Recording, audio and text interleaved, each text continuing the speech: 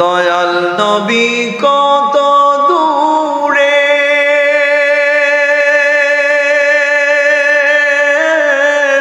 লোহিত সাগরের তীরে। দয়াল নবী লোহিত সাগরের, মদিনারি সোনার ঘরে মদিনারি আছেন তিনি সর্বদাই। পাইলে নিরালায় গো নবী, পাইলে নিরালায়, পাইলে নিরালায় গো নবী। আমি দুই কদমে চুমু খাবো, দুই কদমে চুমু খাবো, চরণ ধুলি মাখবো গায়।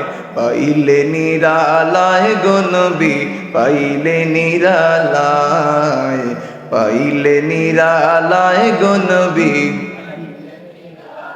জোরে জোরে বলেন না মারহাবা।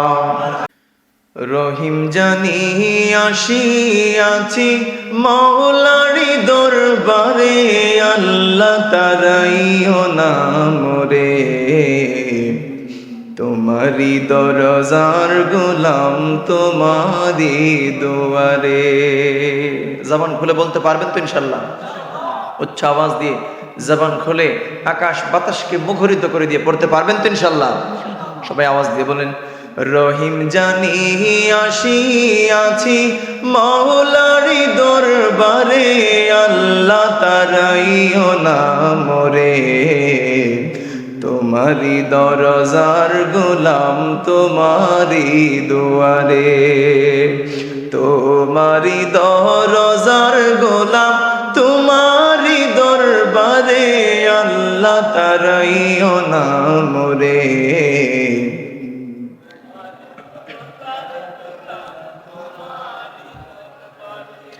আসিবারই কথা ছিল নিয়ানে কির বোঝা, ভাগ্য দোষে আসতে হলো নিয়া পাপের বোঝা। আসিবারই কথা ছিল নিয়ানে কির বোঝা, ভাগ্য দোষে আসতে হলো নিয়া পাপের বোঝা। আসামির ওই স্বীকারোক্তি ক্ষমা পাওয়ার তোরে, আল্লাহ তারাইও নাম রে। তোমারি দরজার গোলাম, তোমারি দুয়ারে। তোমারি দরজার গোলাম, তোমারি দরবারে, আল্লাহ তারাইও নাম রে।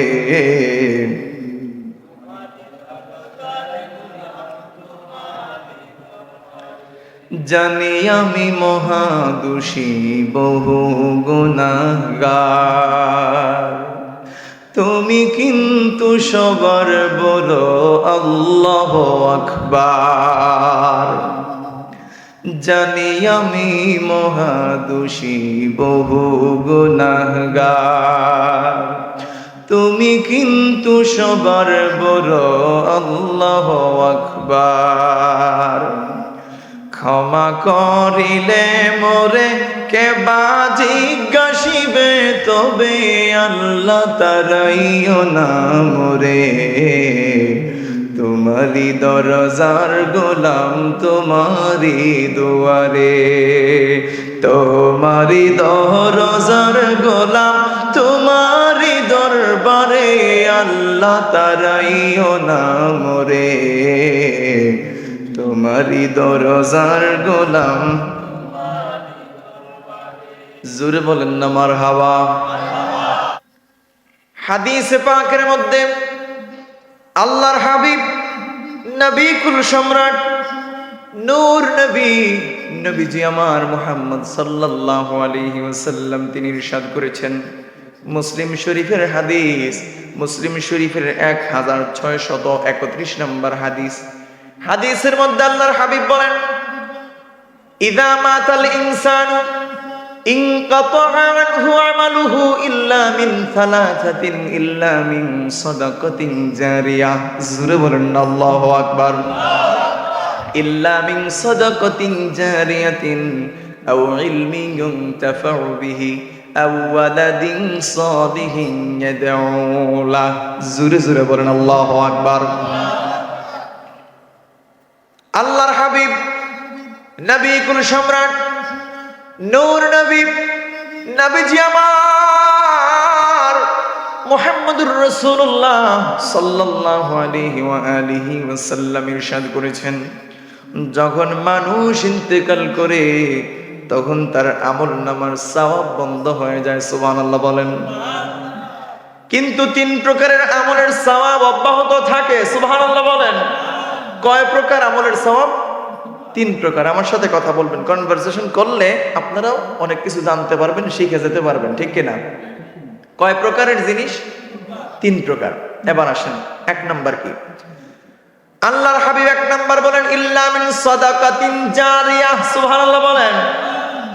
1 নাম্বার হচ্ছে সদকায়ে জারিয়া। আপনি দুনিয়ার জমিনে যদি রেখে যেতে পারেন, আমার কলিজার টুকরা ভাইয়েরা, মৃত্যুর পরে কবরে থেকে থেকে আপনি সওয়াবের অংশীদার হতে পারবেন। সুবহানাল্লাহ।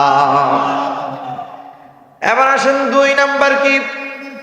2 নাম্বার হচ্ছে আও ইলমিন ইউনতাফাউ বিহি। আল্লাহু আকবার বলেন।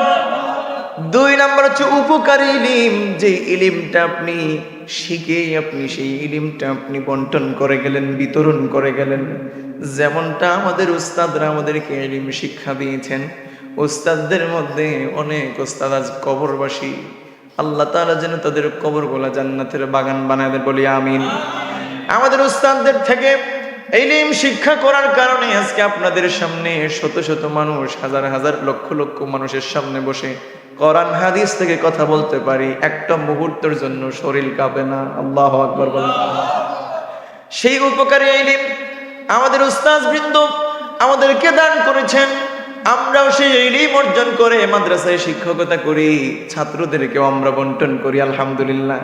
সেই উপকারী ইলম যদি আপনি বন্টন করে যেতে পারেন, খোদার কসম করে বলি গো ভাই, আপনার মৃত্যুর পরে কবরে আপনার জন্য সেই সওয়াব অব্যাহত থাকবে, সওয়াব বন্ধ হবে না। এবার আসেন 3 নাম্বার কি? আল্লাহর হাবিব বলেন আওয়ালাদিন সালিহিন ইয়াদউ লাহ। 3 নাম্বার হচ্ছে নেক সন্তান।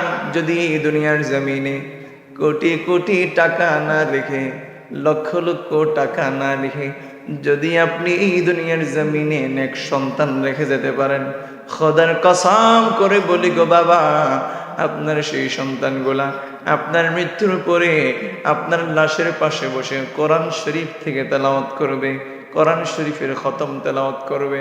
শুধু তাই নয়, কোরআন শরীফ থেকে সূরাতুল ইয়াসিন শরীফ পাঠ করবে, সূরাতুর রহমান শরীফ পাঠ করবে, সূরাতুল মুলক শরীফ পাঠ করবে, সূরাতুল ওয়াকিয়া শরীফ পাঠ করবে, সূরাতুল কিয়ামা আপনাদের খিদমতে পাঠ করবে। জোরে জোরে বলেন না সুবহানাল্লাহ। আজকাল প্রত্যেকটা বাবা চিন্তা করে, আমি যে এই দুনিয়া থেকে চলে যাব, এই দুনিয়া থেকে যাওয়ার পূর্বে আমার সন্তানের জন্য আমি কি রেখে গেলাম। আমার সন্তানের জন্য না পারলাম লক্ষ লক্ষ টাকা রেখে যেতে, না পারলাম প্রপার্টি রেখে যেতে, না পারলাম ব্যবসা বাণিজ্য রেখে যেতে, কিছুই তো পারলাম না। আমি তো হতভাগা বাবা।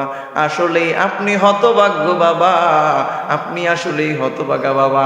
কারণ আপনি যদি সঠিক বাবা হতেন তাইলে সব সময় চিন্তা করতেন আমার সন্তানগুলাকে কিভাবে নেককার বানানো যায়, কিভাবে দিনদার বানানো যায়, কিভাবে পরহেজগার বানানো যায়, কিভাবে আমার সন্তানকে কোরআনের পথে চালানো যায়, কিভাবে আমার সন্তানকে ইসলামের পথে চালানো যায়, আমার সন্তানকে কিভাবে কারি সাহেব বানানো যায়, আমার সন্তানকে কিভাবে হাফিজ সাহেব বানানো যায়, আমার সন্তানকে কিভাবে একজন হক্কানি রব্বানি আলেম সাহেব বানানো যায়। বাবারা এই চিন্তা করতেন, এই চিন্তা করতেন, এই চিন্তা করতেন। কথা বলেন ঠিক কিনা? আজকাল সমস্ত বাবারাই কি করে? সন্তানের জন্য ব্যাংক ব্যালেন্স রেখে যায়, তাই না? সন্তানের জন্য ব্যাংক ব্যালেন্স রেখে যায়। এই যে আপনার সন্তানের জন্য আপনি লক্ষ লক্ষ কোটি কোটি টাকা রেখে গেলেন, আপনার মৃত্যুর পরে আপনার সেই সন্তান এই টাকাগুলা ভালো কাজে ব্যয় নাও করতে পারে, ঠিক কিনা বলেন? এই যে আপনারা মোল্লা গ্রামের ভাইয়েরা, আমার জীবনে আমি কোনো জায়গায় দেখি নাই মানুষরা এত এত দান সৎকা করতে। আলহামদুলিল্লাহ বলেন। আমার আলী ভাই আমার সাথে গল্প করলেন যে গতকাল একদিনে 1,10,000 না, 1,10,000 টাকা একদিনে আপনারা দিয়েছেন। আলহামদুলিল্লাহ। আমি দেখি নাই ভাই আর কোথাও এইভাবে। তারপরে অনেক জায়গায় দেখা যায় হুজুররা দেন দেন দেন এই বলে শহীদ হয়ে যায়, স্বামীর বাঁশিও কি লড়ে না, ঠিক কিনা বলেন? কিন্তু আপনাদের এলাকাতে হুজুর বন্ধ করতে পারতেছেন না, আপনারা শুধু দিচ্ছেন দিচ্ছেন, দিয়ে তো আপনারা সওয়াব পাইছেন, উপকার পাইছেন, এজন্যই তো দিচ্ছেন, তাই না? আচ্ছা বলেন তো, এই যে টাকা পয়সা ধন দৌলত এগুলো যদি আপনি জমা রেখে যেতেন আর আপনি যদি মৃত্যুবরণ করে ফেলতেন, আপনি মৃত্যু হয়ে গেছে, আপনার কবরে চলে গেছেন, আপনার সন্তানগুলা কি ওই টাকাটা ভালো কাজে ব্যয় করবে? এটা গ্যারান্টি দিতে পারবেন? একটা মানুষ কি গ্যারান্টি দিতে পারবে যে আমার সন্তান সব টাকা ভালো কাজে ব্যয় করবে? দেখেন না, কোটি কোটি টাকা বাবা সন্তানের জন্য রেখে গেছে, ওই সন্তান বাবার জন্য 12 বছর 13 কাতরিকে একদিনও হুজুর দিয়ে একটা দোয়াও করায় না, কবরটাও জিয়ারত করে না। হুজুর দিয়ে দোয়া নাই করাইলাম, নিজে তো অ্যাটলিস্ট জিয়ারত করবা, তাই না? নিজেও জিয়ারত করে না, নামাজ পড়ে না, রোজা রাখে না, হজ করে না, যাকাত দেয় না, কিচ্ছু নাই। এই সমস্ত টাকাগুলা নাইট ক্লাবে যাইয়া খরচ করে, আছে না নেই? এমন সন্তান কি নাই বাবা? আমার সম্মানিত ভাইরা শুনেন, আপনার সন্তান যদি নেককার হয়, আপনার সন্তান যদি পরহেজগার হয়, দিনদার হয়, মুত্তাকি হয়, আল্লাহওয়ালা হয়, তার ভেতরের মধ্যে সদা সর্বদা সর্বাবস্থায় একটা ভয় কাজ করবে। সেই ভয়টা কার? আসতে বলবেন না মুসলমান ভাইয়ের, আওয়াজ দিয়ে বলেন তিনি কে? সব সময় তার ভেতরের মধ্যে আল্লাহর ভয় কাজ করবে, তার ভেতরের মধ্যে সে তাকওয়া লালন করবে। এই তাকওয়া লালন করার কারণে সেই দিনদার সন্তানটা কখনো খারাপ পথে খারাপ রাস্তায় একটা পয়সাও খরচ করবে না। সেই সন্তানটা মা বাবার ইসালে সওয়াবের জন্য, মোল্লা গ্রামের ভাইরা মা বাবার ইসালে সওয়াবের জন্য মোল্লা গ্রাম মাহফিলে দান করবে, ঠিক কিনা বলে? আপনারা অনেকগুলো টাকা দান করেছেন, আল্লাহ পাক আপনাদের দানকে কবুল করুক, মঞ্জুর করুক, বলি আমিন। আমার সম্মানিত ভাইরা, এই বিষয় নিয়ে আপনাদের খিদমত আজকে আমার আলোচনা।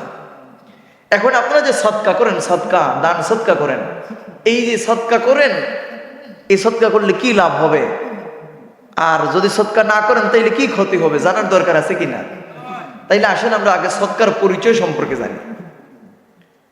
সদকার পরিচয় কি? এক নম্বর যে সদকার অর্থ কি? সদকার অর্থ হলো দান অথবা খয়রাত। সুবহানাল্লাহ বলেন।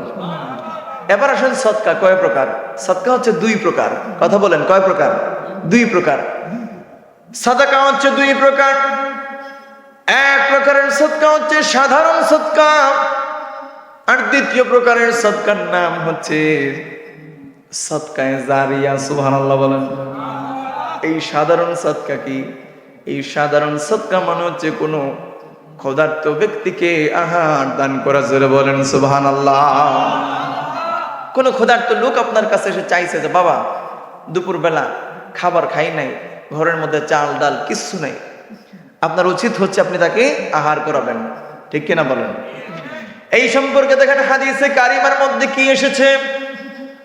হাদিসে কারিমার মধ্যে এসেছে আত'ইমুল জাই'। আল্লাহু আকবার বলেন। আল্লাহর হাবিব মুহাম্মদুর রাসূলুল্লাহ সাল্লাল্লাহু আলাইহি ওয়াসাল্লাম তিনি ইরশাদ করেছেন, তোমরা ক্ষুধার্তকে আহার করাও। আল্লাহু আকবার বলেন। শুধু তাই নয়, হাদিসে কারিমার মধ্যে আরো এসেছে আইয়ুমা মুসলিমিন আত'আমা মুসলিমান আলা জুইন আত'আমাহুল্লাহু মিন থিমারিল জান্নাহ।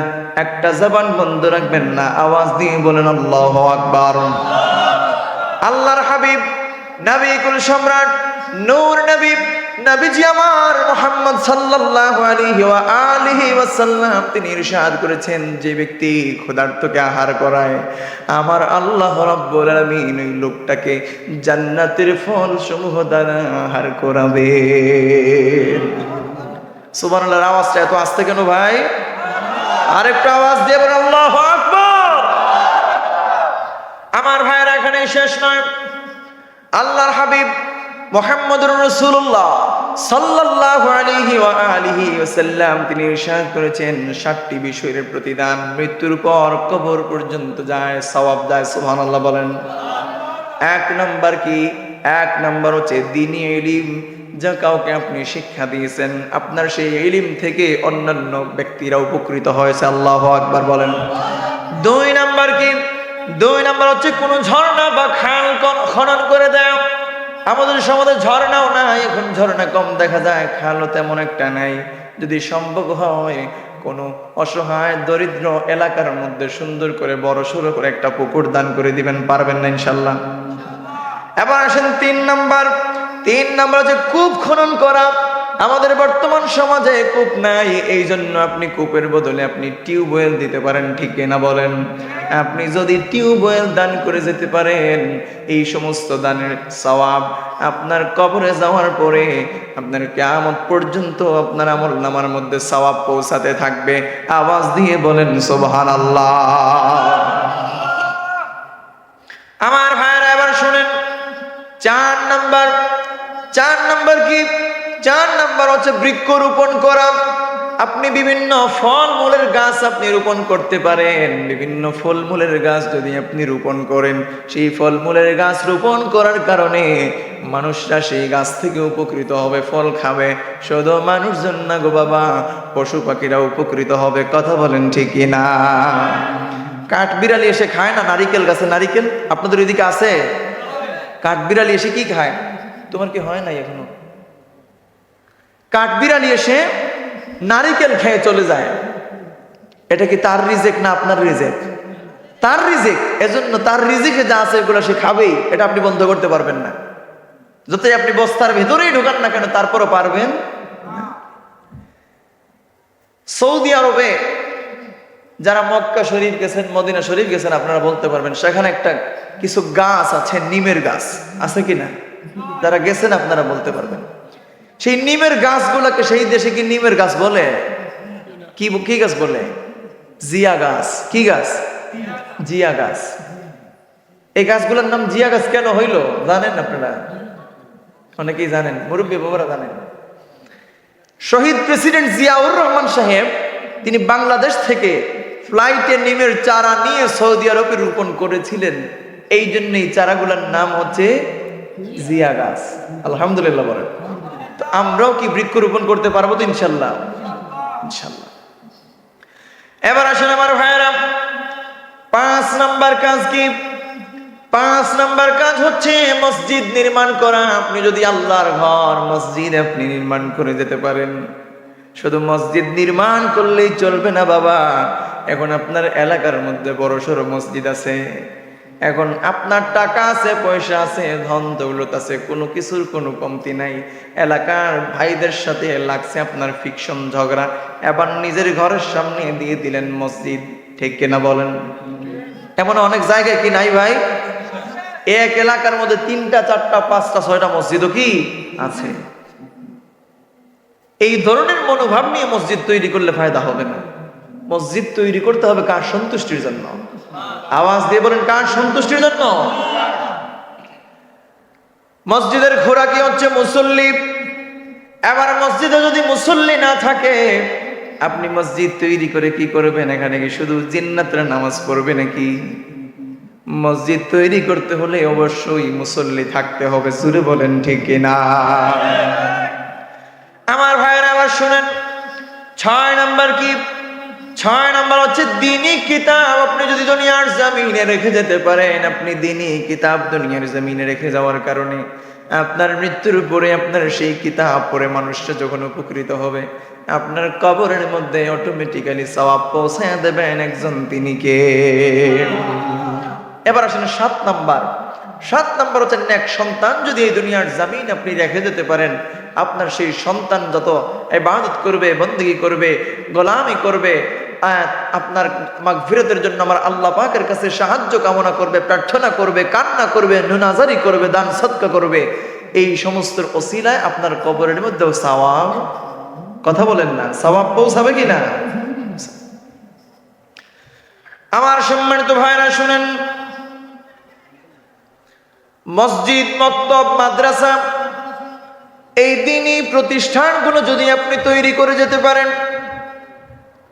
এই দিনই প্রতিষ্ঠানগুলো যদি আপনি তৈরি করে যেতে পারেন, আপনার মৃত্যুর পরে এখানে যতদিন পর্যন্ত মানুষজন নামাজ পড়বে, মুসল্লিরা নামাজ পড়বে, বাচ্চারা যতদিন পর্যন্ত এই মক্তবে পড়াশোনা করবে, এই মাদ্রাসায় পড়াশোনা করবে, ততদিন পর্যন্ত আপনার নামায় আমলের মধ্যে সওয়াব পৌঁছায়া দেবেন একজন, তিনি কে? এবার শুনেন দান করার ফজিলত কেমন। হাদিস শরীফের মধ্যে এসেছে, তিরমিজি শরীফের হাদিস, عن أنس بن مالك رضي الله تعالى عنه قال قال رسول الله صلى الله عليه وسلم إن الصدقة لتطفئ غضب الرب وتدفع ميتة السوء زربنا الله أكبر। হযরত আনাস রাদিয়াল্লাহু তাআলা আনহু থেকে বর্ণিত, তিনি বলেন, আল্লাহর হাবিব নবী কুল সম্রাট নূর নবী নবীজি আমার মুহাম্মদ সাল্লাল্লাহু আলাইহি ওয়াসাল্লাম ইরশাদ করেছেন, সাদকা আল্লাহর ক্রোধকে নিভায়া দেয় এবং মন্দ মৃত্যু প্রতিহত করে। জোরে জোরে বলেন না সুবহানাল্লাহ। এবার অনেকে জিজ্ঞেস করবেন, আল্লাহর কি আর রাগ আছে? অনেকেই জিজ্ঞেস করবেন, আল্লাহর কি আর রাগ আছে? তাইলে দেখেন, ক্রোধ নিভিয়ে দেওয়ার অর্থ কি? ক্রোধ নিভিয়ে দেওয়ার অর্থ হচ্ছে আল্লাহর পক্ষ থেকে মাগফিরাত পাওয়া, ক্ষমা লাভ করা। সুবহানাল্লাহ বলেন। আর কি? বালা মুসিবত দূর করা। সুবহানাল্লাহ বলেন। আর মন্দ মৃত্যু প্রতিহত করা, তার মানে কি? মন্দ মৃত্যু প্রতিহত করা দ্বারা উদ্দেশ্য হলো অসুখ বিসুখ, বিভিন্ন দুর্ঘটনায় অ্যাক্সিডেন্ট করে মারা যাওয়া, এটা হচ্ছে কি মন্দ মৃত্যু প্রতিহত করা। আল্লাহু আকবার বলেন। ও আমার মোল্লা গ্রামের যুবক ভাইয়েরা শুনেন, আজকে যখন ফেসবুকে ঢুকেন, প্রতিদিন কোনো না কোনো মায়ের বুক খালি হচ্ছে, কোনো না কোনো মায়ের সন্তান, কোনো না কোনো বাবার সন্তান মায়ের বুক খালি করে, বাবার বুক খালি করে অ্যাক্সিডেন্ট করে মারা গেছে। এমন শত শত ঘটনা প্রতিদিন ঘটতেছে, ঠিক কিনা বলেন? এই যে হঠাৎ মৃত্যু, একজন যুবক ভাই তার আম্মাজানকে বলতেছে, আম্মাজান আমি একটু হেতিমগঞ্জের বাজারে যাব। এবার যখন বাইক নিয়ে হেতিমগঞ্জের বাজারে তিনি গেলেন, হেতিমগঞ্জের বাজারে যাওয়ার পরে হঠাৎ করে দেখা গেল একটা গাড়ি এসে দিল তিনাকে ধাক্কা দেওয়ার কারণে অ্যাক্সিডেন্ট হয়ে জায়গার মধ্যে তিনি ইন্তেকাল করলেন, ঠিক কিনা বলেন? তো এখন বলেন তো, এই যে ভাই হঠাৎ মৃত্যু হয়ে তিনি ইন্তেকাল করলেন, হঠাৎ অ্যাক্সিডেন্ট করে ইন্তেকাল করলেন, এবার তিনার কি তাওবার কোনো সুযোগ আছে? কথা বল না। তাওবার কোনো সুযোগ আছে? তিনি কি জানতেন তিনি মারা যাবেন? যদি জানতেন তাইলে তো খালিস তাওবা করেই তিনি বের হইতেন, যে আমি তো আর ফিরে আসবো না, ঘরের ছেলে আর ঘরে আসবে না। ভালো করে সবাইকে জিজ্ঞেস করে, সবার কাছ থেকে বিদায় নিয়ে তারপরে আল্লাহর কাছে খালিস দিলে তাওবা করে ওই লোকটা ঘর থেকে বিদায় নিত। কিন্তু সে তো জানে না সে যে আর বাঁচবে না। এই দুনিয়ার মোহমায়া ত্যাগ করে আল্লাহর ডাকে সাড়া দিয়ে মুহূর্তের ভেতরে যুবকরা দুনিয়া ছেড়ে চলে যায়, ঠিক কিনা বলেন? এই জন্য বলি, ও আমার কলিজার টুকরা যুবক ভাইয়েরা, সদা সর্বদা সব সময় মৃত্যুর জন্য প্রস্তুত নিয়ে থাকবেন, প্রস্তুতি গ্রহণ করবেন। বলতে পারবেন না কার মরণ জানি কখন কার দুয়ারে সে কনারে, কার মরণ কখন কার দরজায় সে করা নাড়বে। আর একটা সেকেন্ড আপনি সময় পাবেন না, একটা মুহূর্ত আপনাকে দেওয়া হবে না। আল্লাহ রাব্বুল আলামিনের হুকুমের সঙ্গে সঙ্গে হযরত আজরাইল আলাইহিস সালাতু ওয়াস সালাম তিনি মুহূর্তের ভেতরে আপনার রূহটাকে কবজ করে নিয়ে চলে যাবেন। জোরে জোরে বলেন ঠিক কিনা? এই জন্য এই দুনিয়ার জমিনে থাকাকালীন সময় অধিক পরিমাণে দান সদকা করার দরকার আছে না নাই? দান সদকা করলে খুশি হন একজন, তিনি কে?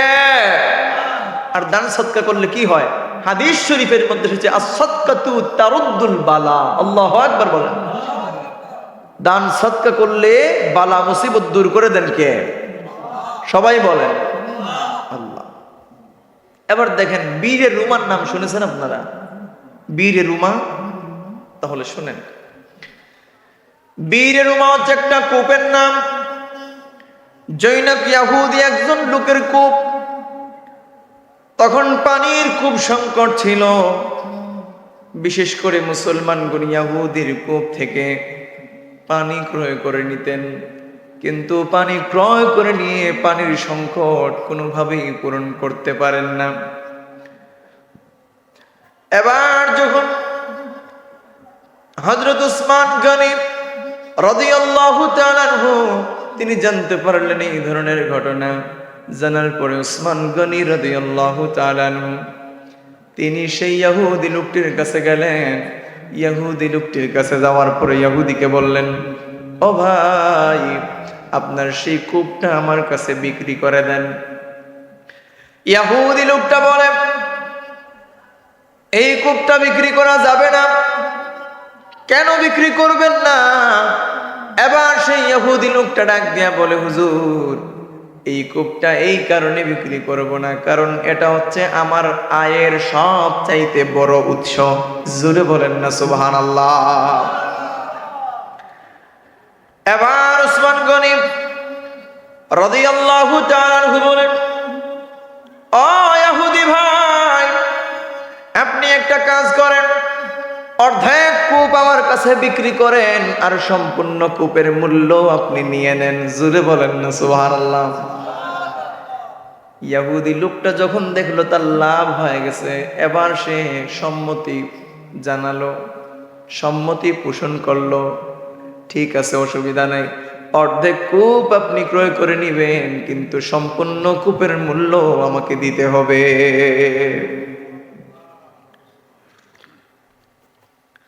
আমার ভাইয়েরা শুনেন,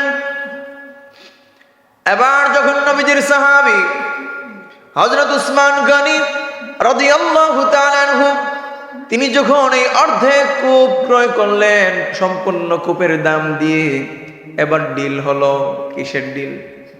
ইহুদির সাথে ডিল হলো, একদিন এই কূপ থেকে আমি পানি উঠাবো আর একদিন তুমি পানি উঠাবে। সুবহানাল্লাহ বলেন।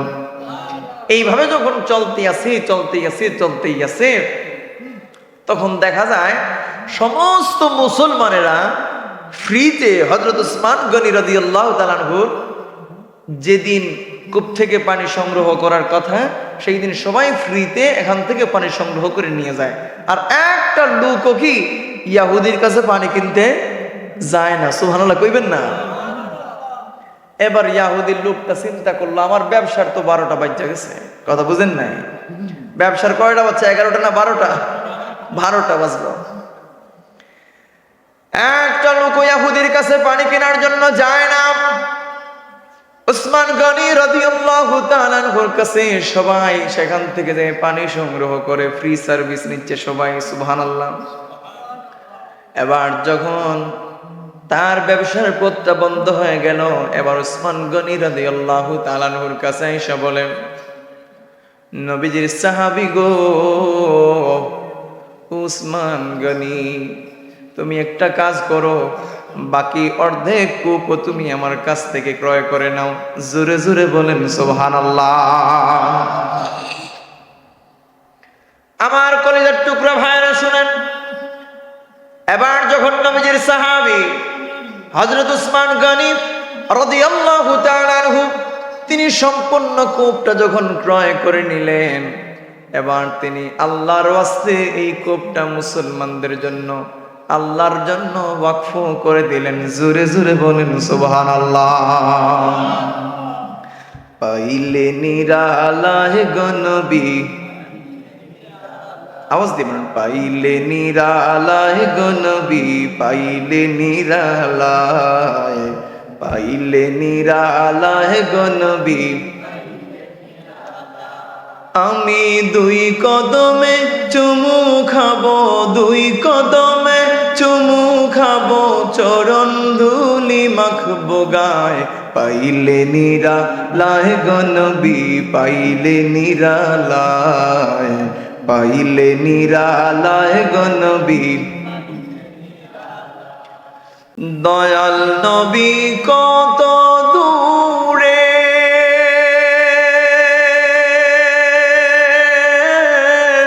লোহিত সাগরের তীরে, দয়াল নবী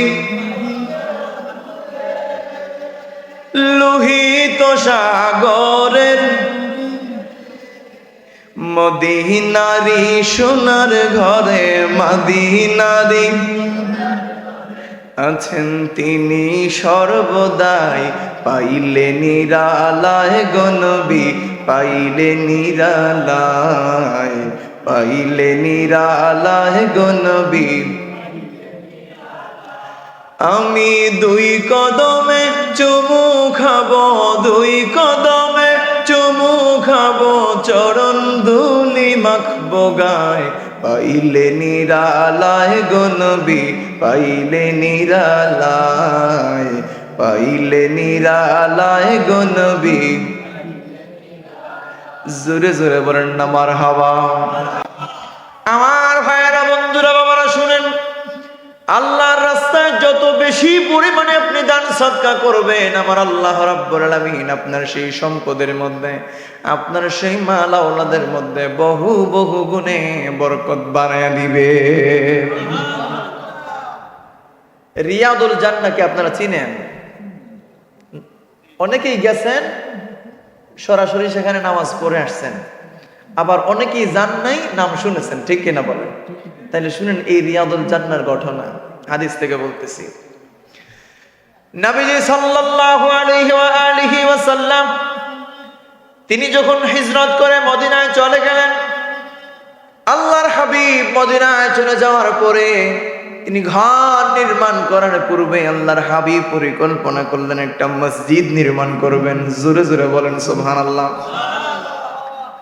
মসজিদ নির্মাণ করার পরিকল্পনা যখন করলেন, নবীজির সাহাবী সিদ্দিক আকবর হযরত আবু বকর সিদ্দিক রাদিয়াল্লাহু তাআলা আনহু তিনি 10 দিরহাম দিয়ে একটি মসজিদের জন্য জায়গা ক্রয় করলেন। জোরে বলেন না সুবহানাল্লাহ। এবার মসজিদ নির্মাণ হলো। এই মসজিদের নাম হলো মসজিদে নববী। আল্লাহু আকবার বলেন। এই মসজিদের নাম হলো মসজিদে নববী। সেই মসজিদে নববীর মধ্যে যখন সবাই এসে নামাজ পড়ে মুসল্লিদের সংখ্যা অধিক পরিমাণ হয়ে গেছে, মসজিদে জায়গার কোনো সংকলন হচ্ছে না। এবার নতুন করে পরিকল্পনা করা হলো এই মসজিদটাকে আবার মডিফাই করতে হবে, পুনর্নির্মাণ করতে হবে। সুবহানাল্লাহ। এবার মসজিদের সামনেই যে জায়গা, সেই জায়গাটা হচ্ছে একজন বৃদ্ধ মুসলমানের, সুবহানাল্লাহ বলেন, একজন বৃদ্ধ মুসলমানের জায়গা। এবার আল্লাহর হাবিব মুহাম্মদুর রাসূলুল্লাহ সাল্লাল্লাহু আলাইহি ওয়াসাল্লাম ওই বৃদ্ধ লোকটার কাছে যেয়ে বললেন, আপনি ওই জায়গাটা আল্লাহর রাস্তায় মসজিদের জন্য ওয়াকফ করে দেন।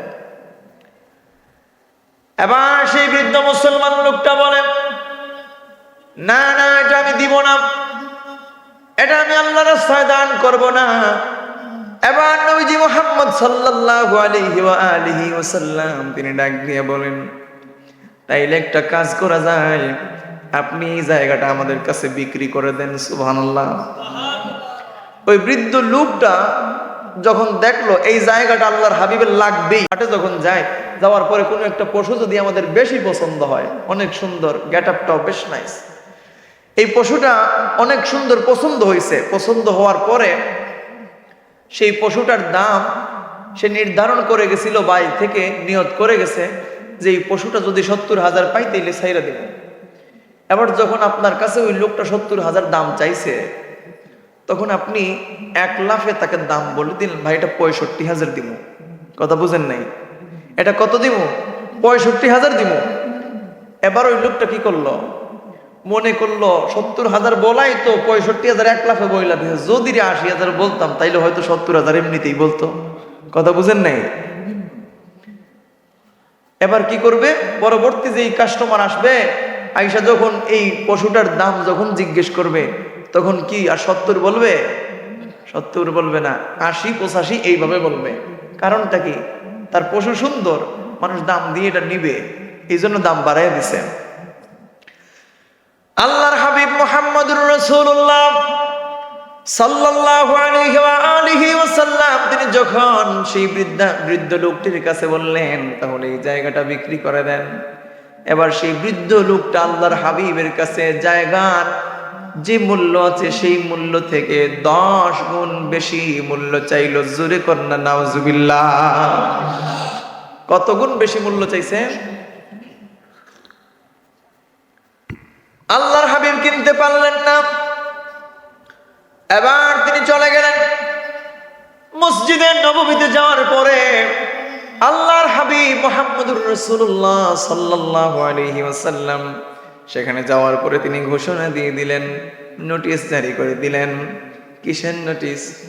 নোটিশ হচ্ছে যে ব্যক্তি এই জায়গাটা ক্রয় করে মসজিদের জন্য ওয়াকফ করে দিবে, আমার আল্লাহ তাআলা তাকে জান্নাত দান করে দিবে। হযরত উসমান গনি রাদিয়াল্লাহু তাআলা আনহু সেই সময় তিনি মসজিদের নববীতে উপস্থিত ছিলেন না। মসজিদের নববীতে যখন তিনি আসলেন, আসার পরে যখন এই সুসংবাদ তিনি শুনতে পেলেন, সঙ্গে সঙ্গে এক দৌড়ে চলে গেলেন সেই বৃদ্ধ লোকটার বাড়িতে। যাওয়ার পরে যখন কথাবার্তা বললেন, এই জায়গাটা ক্রয় করে নেবেন। এবার সেই বৃদ্ধ লোকটা আল্লাহর হাবিবের কাছে দাম চাইছিল 10 গুণের চাইতেও বেশি। এবার ওসমান গনির কাছে দাম চাইলো 100 গুণেরও বেশি। আল্লাহু আকবার বলেন। আল্লাহর হাবিবের কাছে দাম কত চাইছে? 10 গুণের বেশি। আর ওসমান গনি নবীজির সাহাবী, তিনার কাছে দাম কত চাইছে? 100 গুণেরও বেশি। আমার সম্মানিত ভাইরা শুনেন, উসমান গনি রাদিয়াল্লাহু তাআলা আনহুর কাছে যখন 100 গুণের চাইতেও বেশি দাম চাইলো, এবার নবীজির সাহাবী হযরত উসমান গনি রাদিয়াল্লাহু তাআলা আনহু তিনি চিন্তা করলেন, না না না, এই সুযোগটা হাত ছাড়া করা যাবে না। সুযোগ কিন্তু বারবার আসে না। আল্লাহর হাবিব ঘোষণা দিয়েছেন যে এই জায়গাটা ক্রয় করে মসজিদের জন্য ওয়াকফ করে দিবে, আল্লাহ রাব্বুল আলামিন তাকে জান্নাত দান করবেন। এবার উসমান গনি রাদিয়াল্লাহু তাআলা আনহু তিনি ডাক দিয়া বলেন, ও বৃদ্ধ বাবা শুনুন, আপনার শর্তে আমি রাজি। আপনি যে দাম বলছেন আমাকে সেই দাম আপনাকে দিব, তবে শর্ত আছে একটা। শর্তটা কি? এবার উসমান গনি বলেন, রাত্রির ভেতরে আমাকে দলিল করে দিতে হবে, তবেই আমি আপনার চাহিদা অনুযায়ী মূল্য দান করব।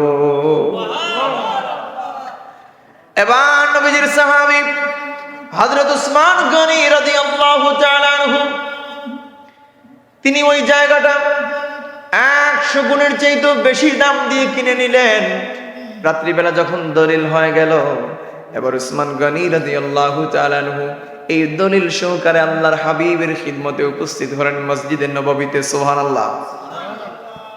মসজিদে নববীতে যাওয়ার পরে আল্লাহর হাবিব মুহাম্মদুর রাসূলুল্লাহ সাল্লাল্লাহু আলাইহি ওয়াসাল্লামকে উসমান গনি রাদিয়াল্লাহু তাআলা আনহু দেখলেন, তিনি ফজরের নামাজ শেষ করে উঠে যাচ্ছেন এমন অবস্থায় উসমান গনি রাদিয়াল্লাহু তাআলা আনহু ডাক দেয়া বলে, ইয়া রাসূলুল্লাহ, ইয়া হাবিবাল্লাহ, আমার মাতা পিতা আপনার জন্য কুরবান হোক ইয়া রাসূলুল্লাহ।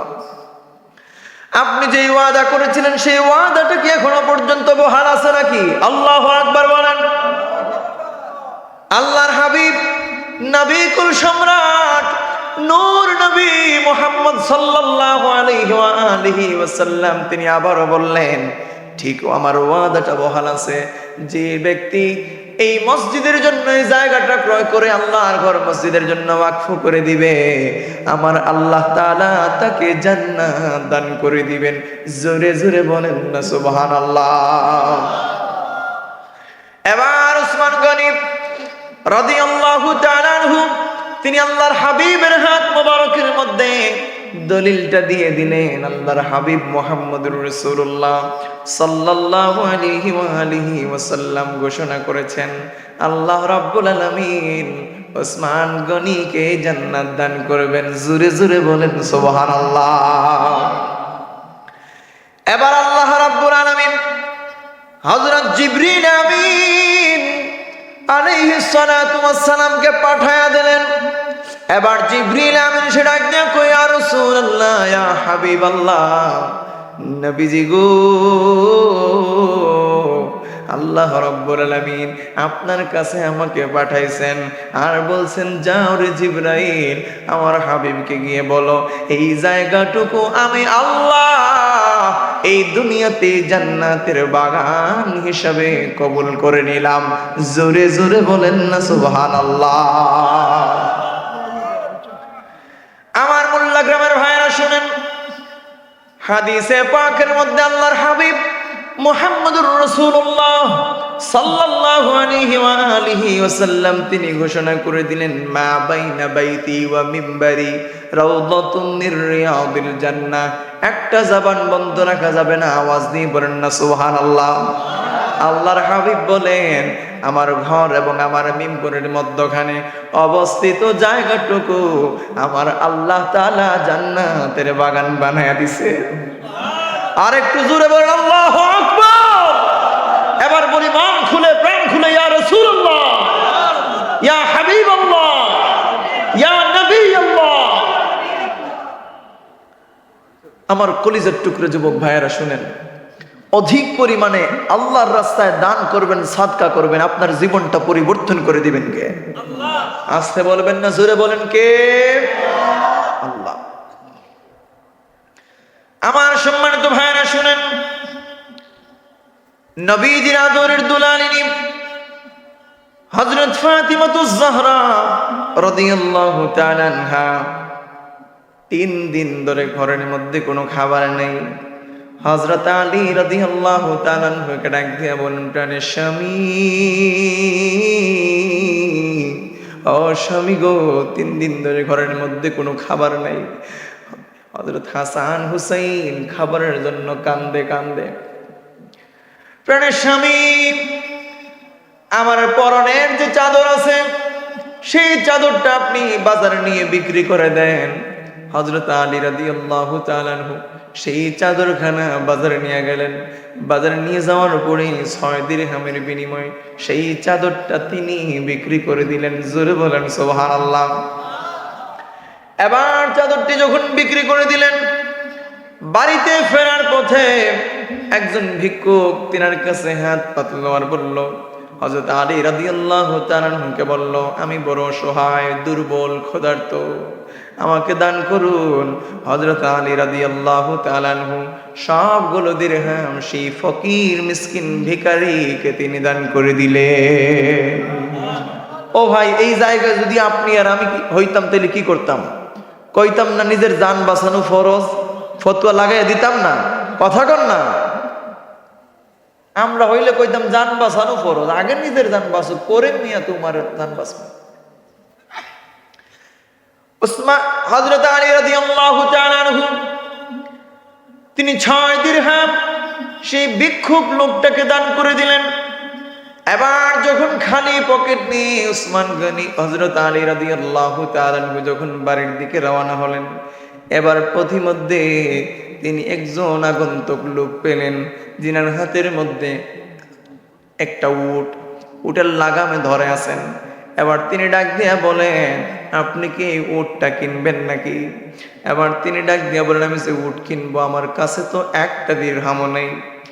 এবার সেই পথিক লোক বলে, আপনার একটা দিরহামও দিতে হবে না, 1 দিরহামও আপনার খরচ করা লাগবে না। আপনি একটা কাজ করেন, আমার কাছ থেকে মূল্য নির্ধারণ করে উটটা আপনি কিনে নেন, 100 দিরহাম আমাকে দিবেন, আর তার চাইতে যত বেশি আপনি পাবেন, যা পাবেন সেগুলো আপনার। সুবহানাল্লাহ। এবার হযরত আলী রাদিয়াল্লাহু তাআলা আনহু তিনি এই কথায় রাজি হয়ে তিনি রওনা হলেন বাজারের দিকে। হঠাৎ করে আরেকজন পথিক আইসা বলেন, আপনার উট এত সুন্দর, এত সুন্দর, এমন উট আমার জীবনে আমি আর দেখি নাই, আপনার উটটা কত হলে বিক্রি করবেন? আলী রাদিয়াল্লাহু তাআলা আনহু তিনি ডাক দিয়া বলেন, এই উটের কোনো দাম দর আমি করব না, আপনি কত দিতে চান একটা দাম বলে নিয়ে যান। এবার সেই পথিক লোক বলে, এই উটটার দাম আমি দিব 160 দিরহাম। সুবহানাল্লাহ বলেন। আসতে বলবেন না, আওয়াজ দিয়ে বলেন সুবহানাল্লাহ। এবার যখন 160 দিরহাম দাম সাব্যস্ত হলো, উটটা বিক্রি করে দিলেন। উট বিক্রি করে দিয়ে 100 দিরহাম যার কাছ থেকে ক্রয় করলেন তাকে দিয়ে দিলেন, আর বাকি 60 দিরহাম নিয়ে বাড়িতে চলে গেলেন। বাড়িতে যাওয়ার পরে হযরত ফাতিমাতুজ জাহরা রাদিয়াল্লাহু তাআলা আনহা তিনি কান্না করেন আর তিনি রাগান্বিত হন। কেন রাগান্বিত হলেন? ফাতিমা ডাক দেয়া বলে, প্রাণের স্বামী, আপনাকে আমার একটা চাদর মাত্র দিয়ে পাঠালাম বিক্রি করার জন্য। সেই চাদরটার দাম আর কয় টাকাই হবে? আপনি এতগুলা দিরহাম নিয়ে আসছেন, এই টাকাগুলো আপনি পাইছেন কই? সুবহানাল্লাহ বলেন। ও যুবক ভাইরা, ও মুরব্বী বাবারা, আপনাদের কাছে জানতে চাই, আমাদের বর্তমান সমাজের নারীরা আর ঘরের বউরা কি এমন প্রশ্ন করে নাকি? করে? আপনি চুরি করেন আর ডাকাতি করেন, ছিনতাই করেন, মার্ডার করেন, নাথিং টু সে। কথা বুঝেন নাই? আমার কিচ্ছু যায় আসে না, আমার টাকা লাগবে, টাকা। সোনার কানের দুল পড়তে হবে, সোনার নেকলেস পড়তে হবে, পায়ের মধ্যে সোনার বালা পড়তে হবে। এখন টাকা চুরি করে আনবা নাকি ডাকাতি করে আনবা নাকি খুন করে আনবা, এটা আমার দেখার বিষয় না। টাকা লাগবেই লাগবে। যদি টাকা দিতে না পারো, চাহিদা পূরণ করতে না পারো, তাইলে বিয়া করছো কেন? জিজ্ঞেস করে কিনা? আপনাদের এলাকায় মনে হয় নাই এই ধরনের মহিলা? আছে? কথা তো বলতেছেন না আপনারা। আমার বাবারা শুনেন, নবীজির কন্যা হযরত ফাতিমাতুজ জাহরা রাদিয়াল্লাহু তাআলা আনহা তিনি ডাক দিয়া বলেন, প্রাণের স্বামী, এই টাকাগুলো আপনি পাইছেন কই? কিভাবে এতগুলা টাকা নিয়ে আসছেন? এবার তিনি বললেন, ও ফাতেমা, ও ফাতেমা, গুসা কইরো না, রাগ কইরো না, আমি একটা টাকাও হারাম আনি নাই, আমি একটা পয়সাও হারাম আনি নাই। এবার বিস্তারিত ঘটনা সম্পূর্ণ খোলাখুলি বর্ণনা করলেন। এবার যখন খাবার দাবার শেষ হয়ে গেল, রাত্রিবেলা যখন খাবার দাবার শেষ হয়ে গেছে, এবার যখন বিছানায় যাবেন শোয়ার জন্য, এবার দেখেন তিনি হযরত ফাতিমাতুজ জাহরা রাদিয়াল্লাহু তাআলা আনহা অঝোর দ্বারায় তিনি কান্না করতেছেন, চোখের পানি থামছেই না। এবার ডাক দিয়া বলে, ও ফাতেমা, দু জাহানের বাদশা নবীজি মুহাম্মদুর রাসূলুল্লাহ সাল্লাল্লাহু আলাইহি ওয়াসাল্লামের আদরের কন্যা এইভাবে কান্না করে, আমি আলী সহ্য করতে পারি না। ফাতেমা, কেন তুমি কান্না করো? আমাকে একটু ভালো করে খুলে বলো।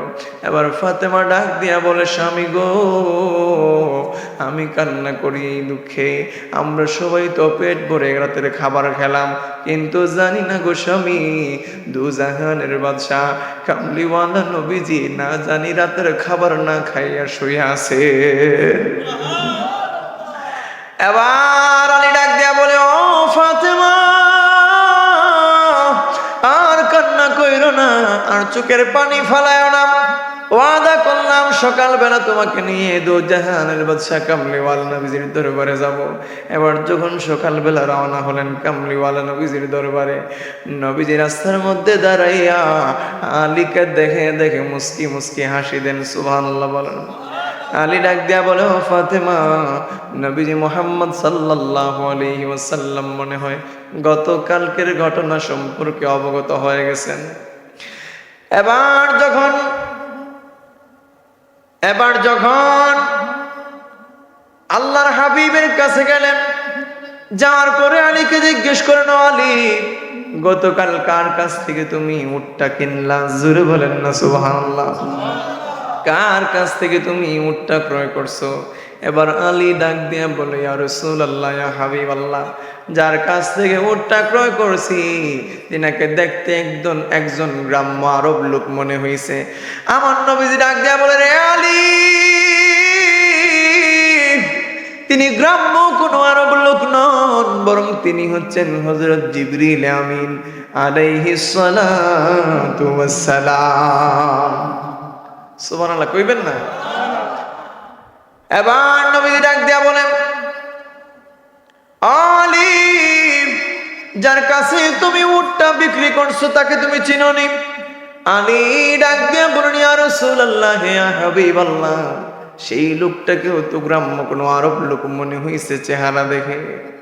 আল্লাহর হাবিব বললেন, না, তিনিও গ্রাম্য কোনো আরব লোক নন, বরং তিনি হচ্ছেন হযরত মিকাইল আলাইহিস সালাতু ওয়াস সালাম। এবার আমার নবীজি ডাক দিয়া বলেন, আলী, যে উটটা তুমি বিক্রি করছো সেই উটটার সম্পর্কে জানোনি, ধারণা আসেনি? আলী রাদিয়াল্লাহু তাআলা আনহু ডাক দিয়া বলেন, ইয়া রাসূলুল্লাহ, ইয়া হাবিবাল্লাহ, সেই উটটাকে তো আমি চিনি না, উটটার সম্পর্কে আমার কোনো ধারণা নাই, তবে একটা জিনিস আমি ফলো করে দেখেছি, সেই উটটা বারবার বারবার আমি আলীর চেহারার দিকে তাকাইছে। জোরে বলেন সুবহানাল্লাহ। এবার নবীজি ডাক দিয়া বলেন, আলী, যে উটটা তুমি বিক্রি করে দিছো সেই উটটা হচ্ছে জান্নাতের উট। সেই উটের মধ্যে সওয়ার হয়ে দু জাহানের বাদশা কামলিওয়ালা নবীজির আদরের দুলালিনী জান্নাতি যুবকদের সরদার হযরত ইমাম হাসান হুসাইনের আম্মা জান হযরত ফাতিমাতুজ জাহরা রাদিয়াল্লাহু তাআলা আনহা সেই উটটার মধ্যে সওয়ার হয়ে আল্লাহর তৈরি জান্নাতে পৌঁছাবেন। জোরে বলেন সুবহানাল্লাহ। এবার আলী কান্না করে দেন, অঝড় দ্বারায় কান্না করতেছেন, কান্না যেন থামছেই না। হযরত ফাতিমাতুজ জাহরা রাদিয়াল্লাহু তাআলা আনহা তিনি ডাক দিয়ে বলেন, প্রাণের স্বামী, আপনি কাঁদেন কেন? এবার তিনি ডাক দিয়া বলেন, ও ফাতেমা। আর আল্লাহর হাবিবকে বলেন, ইয়া রাসূলুল্লাহ, ইয়া হাবিবাল্লাহ, আমি যদি জানতাম এটা জান্নাতি উট, খোদার কসম করে বলি, আমি সেই উটটার লাগাম একটা মুহূর্তের জন্য ছেড়ে দিতাম না। আলী যখন কাঁদেন তখন ফাতিমাতুজ জাহরা রাদিয়াল্লাহু তাআলা আনহা তিনি ডাক দিয়ে বলেন, আলী, আর কান্না কইরো না, প্রাণের স্বামী, আর কান্না করবেন না। আমি আপনার সাথে কমিটমেন্ট করলাম, প্রমিস করলাম, ওয়াদা করলাম, যদি আমি জান্নাতে যাই আপনি স্বামীকে ছাড়া আমি জান্নাতে যাব না। আর একটু জোরে করেন আল্লাহু আকবার। সম্মানিত হাজিরিন, এবার বলেন তো, দান খয়রাত করার দরকার আছে না নেই?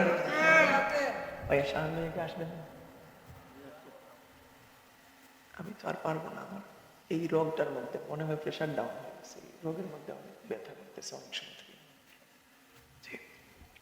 জি, মিলাদ পড়ব। তো সম্মানিত হাজিরিন, আমি বিনয়ের সাথে বলি যে অধিক পরিমাণে দান সদকা করতে হবে। দান সদকা যদি অধিক পরিমাণে করেন তাইলে আপদ বিপদ বালা মুসিবত দূর করে দেবেন কে? আল্লাহ। তাইলে অধিক পরিমাণে দান সদকা করতে রাজি আছেন তো? ইনশাল্লাহ দান সদকা করবেন, সাধ্য অনুযায়ী দান সদকা করবেন। যখন আপনার কাছে টাকা থাকবে না তখন আপনি আফসোস করবেন যে আমার কাছে টাকা নাই। আমার হয়তো বড় কোনো সমস্যা হয়ে যাবে, অনেক সময় থেকে ব্যথা করতেছে, আমি ওই আলোচনাটাকে গুছিয়ে নিয়ে আসছি, একটু মিলাদ করে দোয়া করে 20 মিনিট পার করে দিই, ঠিক আছে? সম্মানিত হাজিরিন, দান সদকা অধিক পরিমাণে করবেন। যখন আপনার কাছে টাকা পয়সা থাকবে না তখন তো আফসোস করবেন, হায় রে অমুক মানুষ দান সদকা করে, আমার কাছে যদি টাকা থাকতো তাইলে আমিও তো দান সদকা করতাম, ঠিক কিনা বলেন? অতএব প্রিয় মুসলমান ভাইয়েরা, যতক্ষণ পর্যন্ত হাতের মধ্যে টাকা পয়সা আছে ততক্ষণ পর্যন্ত দান খয়রাত করতে কৃপণতা করা যাবে না। আমরা যা কিছু আলোচনা করলাম আল্লাহ রাব্বুল আলামিন যেন আমাদের প্রত্যেকের আলোচনাগুলো কবুল করেন, মঞ্জুর করেন।